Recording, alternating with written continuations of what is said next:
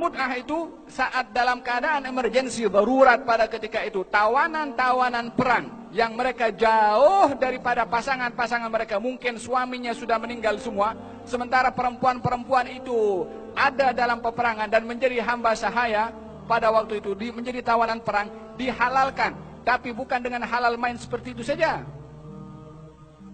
Nah, makanya ada akad di situ, kemudian ada bayaran dan menjaga kehormatan serta nafkah orang perempuan itu sendiri yang terbiar.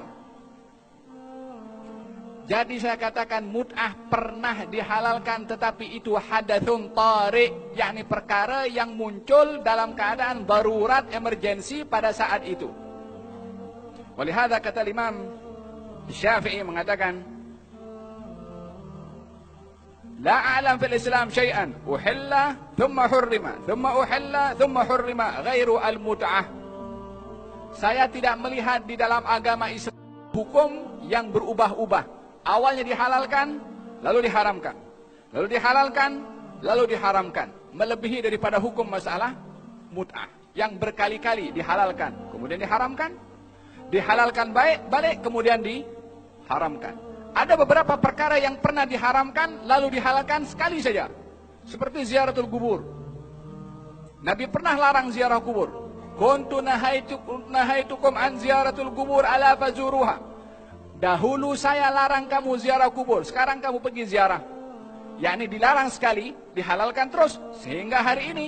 Kecuali muncul zaman kita sekarang larang pun juga orang ziarah kubur. Rasulullah pernah mengharamkan, dihalalkan, diharamkan pula, sementara mereka bukan Nabi. Betul tidak? Idan masalah mut'ah dihalalkan, kemudian diharamkan. Dihalalkan balik, kemudian diharamkan. Ketika diharamkan yang terakhir ini menjadi kesepakatan keseluruhan para sahabat Nabi yang menunjukkan ijma' as-sahabah. Walihada Sayyidina Umar bin Khattab, siapa orang yang melakukan mut'ah, aku rejam dia. Kata Sayyidina Umar. Sayyidina Umar berbicara saat beliau menjadi Amirul Mukminin. Ketika bercakap untuk merajam kepada orang yang berbuat mut'ah, yakni akad yang ada masa dan bayaran itu, akan direjam oleh Sayyidina Umar bin Khattab kalau dia seorang yang sudah berkahwin. Kalau tidak, maka dihukum zina, akan disebat. Waktu Sayyidina Umar bercakap demikian, siapa yang hidup di zaman Sayyidina Umar waktu itu? Utsman bin Affan ada, Ali bin Abi Thalib ada, as-sahabah yang lain ada. So mereka keep silent itu, diam. Bukankah diamnya para sahabat ikrar kepada apa yang menjadi keputusan kepada Sayyidina Umar bin Khattab? Itu hukum Allah, hukum Rasulullah.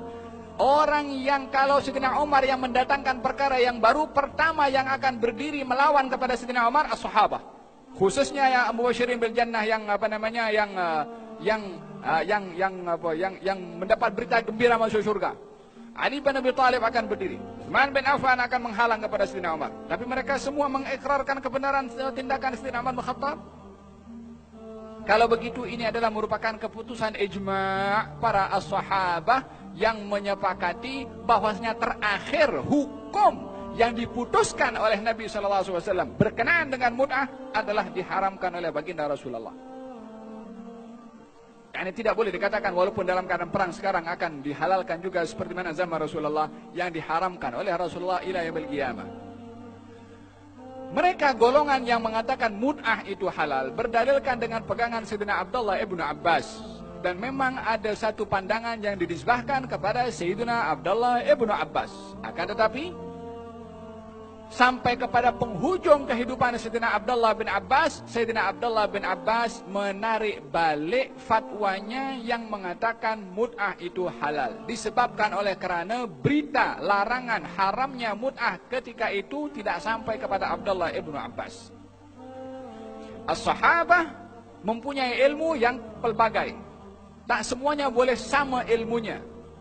Memang tidak dinafikan Abdullah bin Abbas seorang terkemuka daripada perkara-perkara yang keilmuan. Tapi dalam beberapa masalah berbeza dengan pandangan para sahabat yang lain.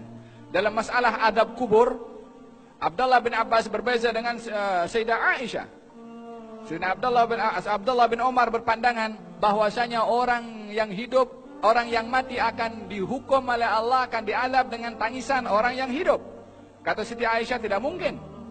Macam mana orang yang mati sudah meninggal akan dihukum karena perbuatan orang yang hidup? Apa salahnya orang yang mati sehingga dihukum karena perbuatan orang lain? Wala taziru waziratun wizra ukhra. Siti Aisyah berdalilkan dengan ayat, Abdullah ibn Umar berdalilkan dengan hadis.